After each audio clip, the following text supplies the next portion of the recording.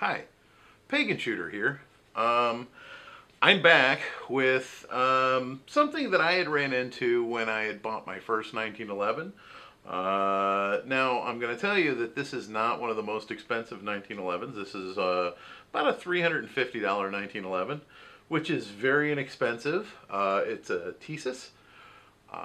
Please go back and watch my other video on this. It's actually a pretty decent gun, but that'll give you more information about it. But one thing that nobody had told me when I purchased my first one was that the tolerances on the gun are very, very tight. So what happens is it takes a little bit for them to get broken in. With the more expensive ones, they're usually really finely milled. There is a lot of extra machining care taken on them.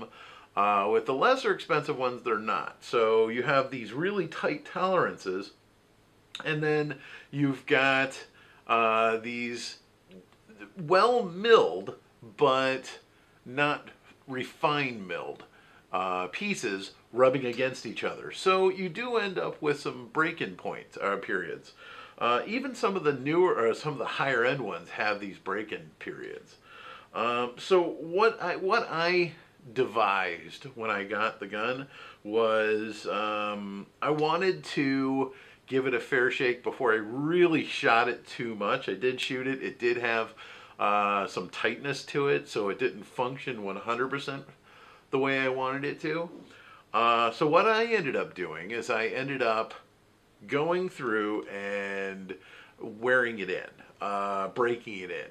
And the method I took to it was one that I had kind of come to with a logical manner, or in a logical manner, where I had gone and figured out, well, when you're firing it, what are you doing? You're making the parts rub against each other. You're manipulating the parts so they actually wear each other or wear into their positions that they need to be in.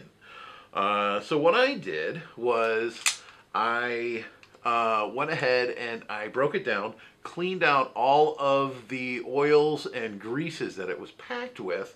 So you see it as it is now.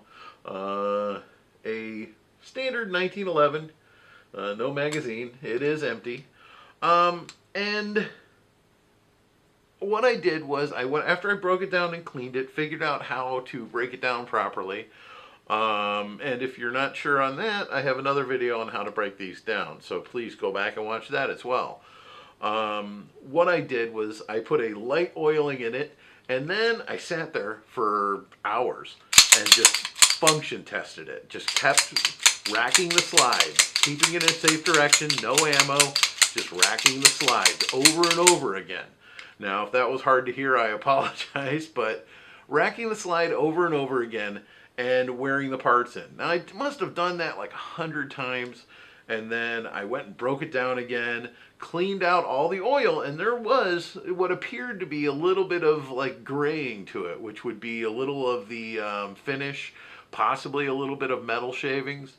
And I went ahead and I wiped that out, cleaned that out really good, scrubbed out anything that might have been a residue, oiled it, and then proceeded to do that again. And do it until the gun felt smooth to me. Because when I first got it, it was hard. It was really hard to rack the slide.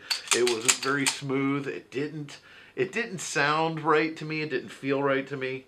And then after some time, it started feeling a little smoother. It started feeling like it was moving a little better. I went ahead and I broke it down again, and then re-oiled it, and then did it again. And I think I've gotten to the point with this gun where it functions very smoothly. You can see right in here, it is very smooth. The trigger I'm still working with.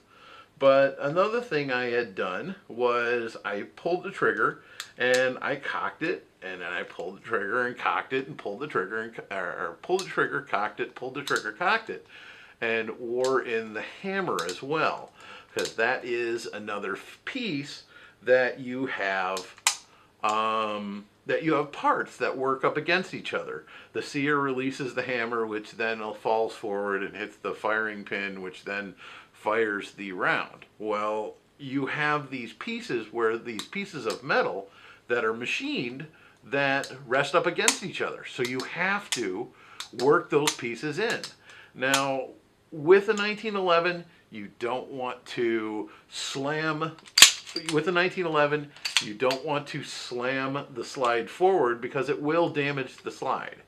However, with a 1911, pulling the trigger, dry firing, does not cause any damage. So dry firing the hammer, or pulling the hammer back, dry firing, pulling the hammer back, dry firing, that only wears the parts into each other, and it really doesn't cause any damage. So that's one method of wearing it in. So at this point, I'm still working on the hammer piece of it and the trigger, because obviously each time you pull the trigger, the more it meshes up against the other pieces of the gun, the more it smooths in, the more it gets into the groove that it needs to be in. Just like an old gun, normally the parts have worn to each other, and basically it just smooths out the action in most cases. Now obviously over time you will get overworn and you will have to replace parts, but with the less expensive guns, you do have a break-in period. That's pretty much how I broke in my 1911, and honestly, I can tell you that it today is a much smoother firing gun, a much smoother functioning gun, a much cleaner functioning gun than it was when I first purchased it. So I can tell you from my experience that this actually did work and help. How many of you out there have a 1911 that you've had to break in? What kind is it? What did you do to function it in? Did you take it out and put 500 rounds through it? Or did you sit and try to work it in another way? Go ahead and give me some feedback on that. Go ahead and share, like, subscribe this video. Just subscribe to my channel. And this is Pagan Shooter. We'll see you next time.